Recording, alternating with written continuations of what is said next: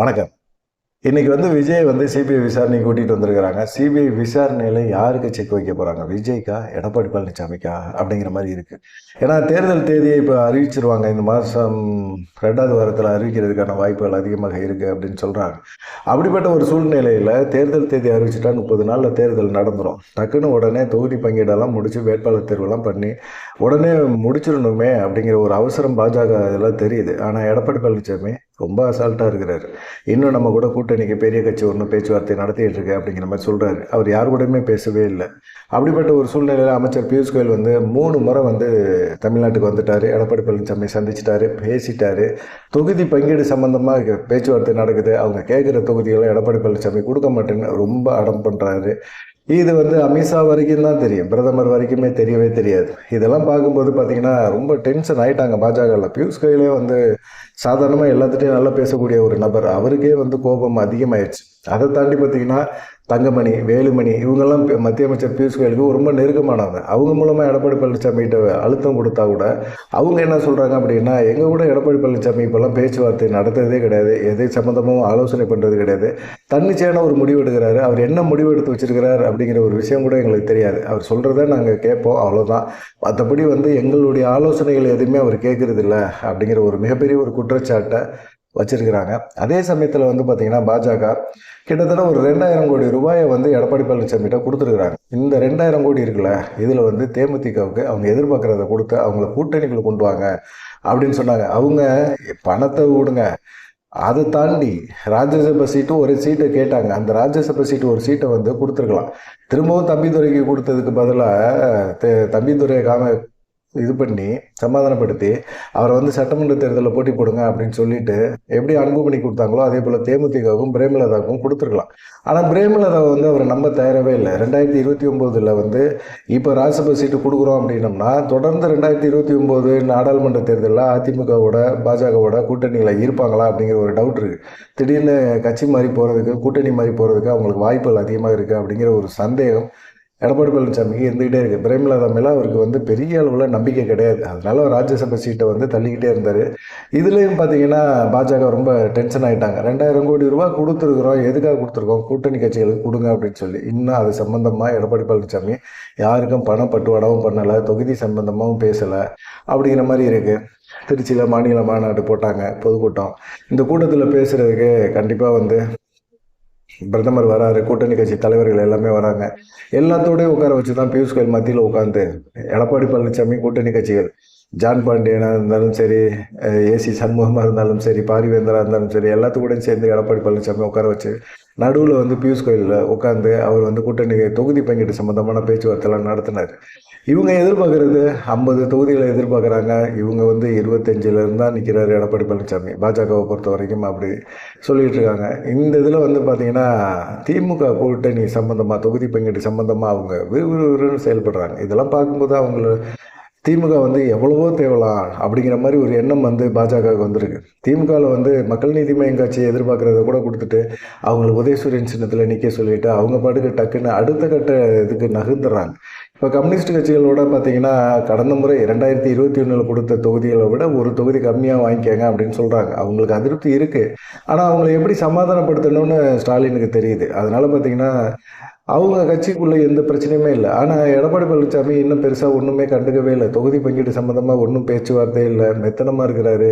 இன்னும் கூட்டணி பெருசாக ஒரு கூட்டணி வரும் அப்படிங்கிற மாதிரி பேசுகிறாரு. பெரிய கட்சி எந்த கட்சி கூட்டணிக்குள்ளே வரப்போகுது அப்படிங்கிறது ஒரு கேள்விக்குறியாக இருக்குது. தாவேகாவை தான் சொல்கிறாரு. தாவேகா அவர் எடப்பாடி பழனிசாமி பேச்சுவார்த்தை நடத்தவே இல்லை.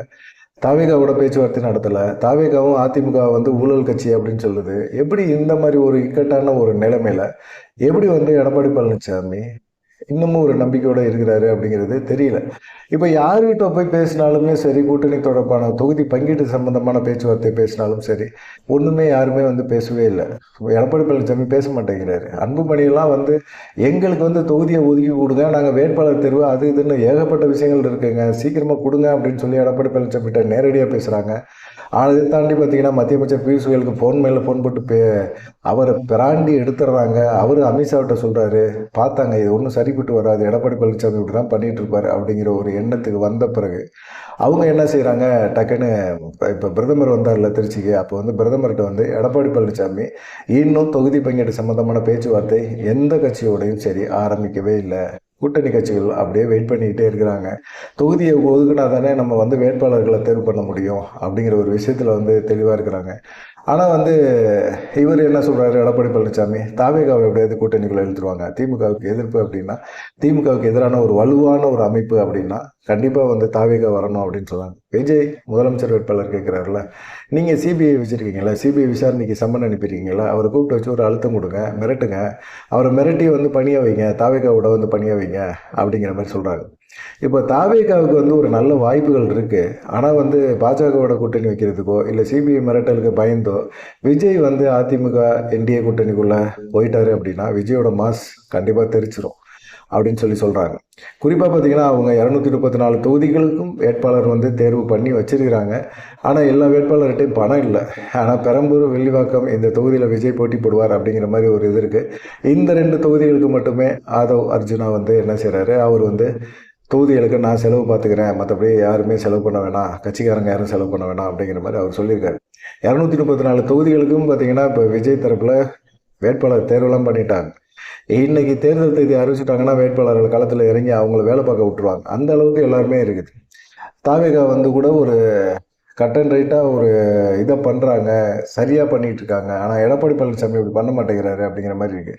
இன்றைக்கி சிபிஐ விசாரணைக்கு போயிருக்காரு விஜய். சிபிஐ விசாரணையில் விஜய் வந்து எப்படியாவது பாஜக கூட்டணிகளை கொண்டு வந்துருங்க அப்படிங்கிற மாதிரி ஒரு இது இருக்குது. அவருக்கு வந்து சிபிஐ விசாரணை கரூர் சம்பவத்துக்காக ஜனநாயக பட நெருக்கடி வேற இருக்குது. இப்படி ஏகப்பட்ட விஷயங்களில் வந்து விஜய் சமாளிச்சுட்டு தான் இருக்கிறார். ஒரு தலைவர் இப்படி தான் இருக்கணும், எவ்வளோ பிரச்சனைகள் வந்தாலும் அதை எதிர்த்து நிற்கணும் அப்படிங்கிறதுல விஜய் ரசிகர்கள் வந்து தெளிவாக இருக்கிறாங்க.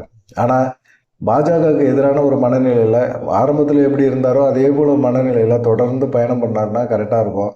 இல்லை நடுவில் வந்து இப்படி சொதப்பினார், இல்லை எனக்கு திமுக ஆட்சியை மட்டும்தான் நான் ஆட்சியிலேருந்து விரட்டணும்னு ஆசைப்பட்றேன், எல்லாருமே திமுக வந்து திரும்பவும் ஆட்சியில் உட்காரக்கூடாதுன்னு சொல்கிறவங்களோட தான் நான் கூட்டணி வச்சுருக்கேன் அப்படின்னு விஜய் ஒரு முடிவு எடுத்தார் அப்படின்னா கண்டிப்பாக அது வந்து சரிப்பட்டு வராது அப்படிங்கிற மாதிரி தான் இருக்குது. சிபிஐ வச்சு ஒரு தலைவரை, கட்சி தலைவரை வந்து மிரட்டுறாங்க அப்படின்னா இதுதான் முதல் முறை. அமலாக்கத்துறை, வருமான வரித்துறை இப்படி வச்சு தான் வந்து எல்லாத்தையுமே கட்சிக்காரங்களை எல்லாத்தையுமே மிரட்டி கூட்டணிக்குள்ளே பாஜக கொண்டு வரும். சிபிஐ வச்சு மிரட்டி கூட்டணிகளை கொண்டு வர்றது முதல் முறையாக விஜயை வச்சு தான் அவங்க செய்கிறாங்க அப்படிங்கிற மாதிரி இருக்குது. பார்க்கலாம். இன்னமும் வந்து தொகுதி பங்கீடு சம்மந்தமாக எடப்பாடி பழனிசாமி பேசவே இல்லை. அதுக்கு காரணம் வந்து பாஜக தான் அப்படின்னு பாஜக மேலே ஒரு குற்றச்சாட்டை கூட்டணி கட்சிகள்கிட்ட சொல்லிகிட்டே இருக்கிறார். பாஜக வந்து விஜயை கூட்டிகிட்டு வரேன்னு சொல்லியிருக்கிறாங்க அப்படின்னு சொல்கிறாங்க. விஜய் வரேன்னு சொல்லவே இல்லை. பாஜக அழுத்தம் கொடுத்து விஜயை கூட்டிகிட்டு வரணும்னு நினைக்கிறாங்க. இந்த கூட்டணி பலமான கூட்டணி இல்லை அப்படிங்கிறத எடப்பாடி பழனிசாமி பேச்சிலேருந்தே தெரியுது.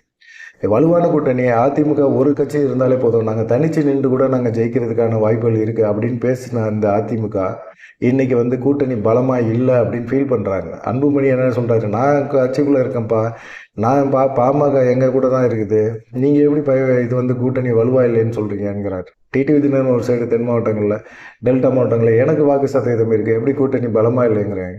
பாஜக 11% வாக்குகளை நாங்கள் வச்சுருக்கோம், நாங்கள் எப்படி பலம் இல்லைன்னு சொல்கிறீங்க. இதுவே போதுமான ஒரு பலமான ஒரு கூட்டணி தான், நீங்கள் எதுக்காக தாவேகாவை எதிர்பார்த்துக்கிட்டே இருக்கீங்க அப்படிங்கிற மாதிரி ஒரு கோபம் பாஜக மேலிடத்துக்கெல்லாம் இருக்குது. 2026 சட்டமன்ற தேர்தலில் திமுக வீழ்த்துறது மிக முக்கியமானது தான்.